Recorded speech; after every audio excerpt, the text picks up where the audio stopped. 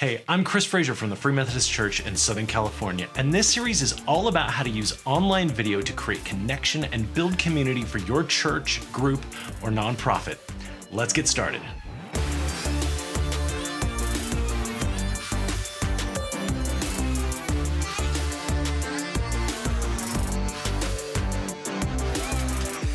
So you're a pastor, worship leader, or church tech who's suddenly been put in charge of getting your church's service or meetings online, and you're wondering, how the heck do I start?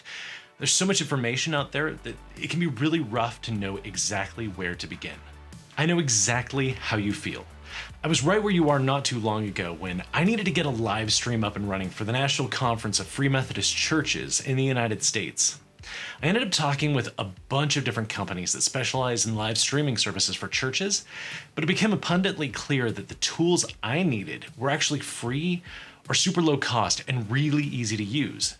This series of videos is all about helping you ask the right questions when it comes to getting your group online. I'm going to help you figure out whether you need to actually live stream or maybe publish pre-recorded messages. We'll go over the gear and services you need, and here's the thing, you don't need much. We'll go through some of the gotchas I ran into so you don't have to go through the same headaches. And finally, we'll talk about what it takes to create impactful content.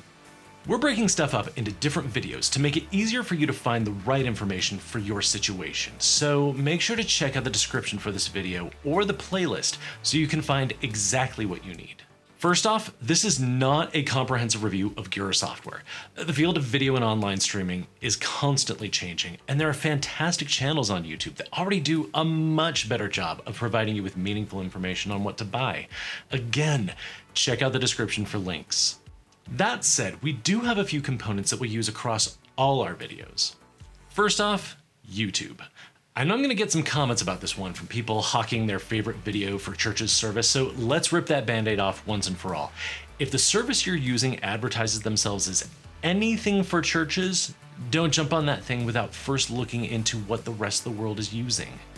Just because somebody says they love Jesus doesn't mean they have the right product or service for your organization, so be wise. Okay, back to YouTube. If we're going to take our message out to as many people as possible, wouldn't we want to be where those people are?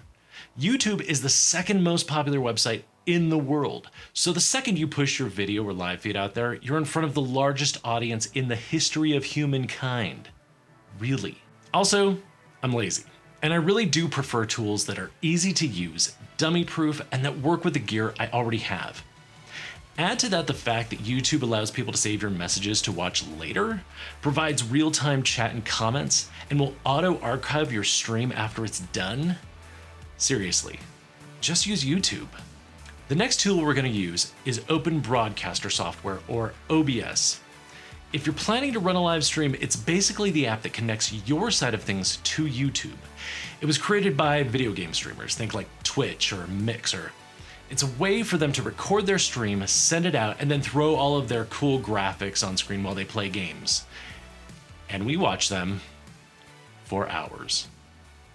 The point is, OBS is how we connect our live content to the bigger world, so we'll be using it for pretty much all of our live stream scenarios. There's a link below if you want to jump in, but I seriously recommend holding off on that until you get to our video about live streaming, just so you don't get overwhelmed. Finally, we use WordPress for all of our website publishing. Now that we have cool page builders like Divi from Elegant Themes and plugins that can connect your site to just about any service out there, it's kind of a no-brainer to use WordPress for your church website. Some of the tools we'll use for connecting with your congregation will only work on WordPress. So if you're on something like Squarespace or Wix, you might need to check out other tools yourself. Hopefully at this point you have an idea as to what this series is about and whether or not it's for you. I'd love to hear your stories about getting your services online, so make sure to comment below. I'll be reading pretty much everything down there, so please be kind.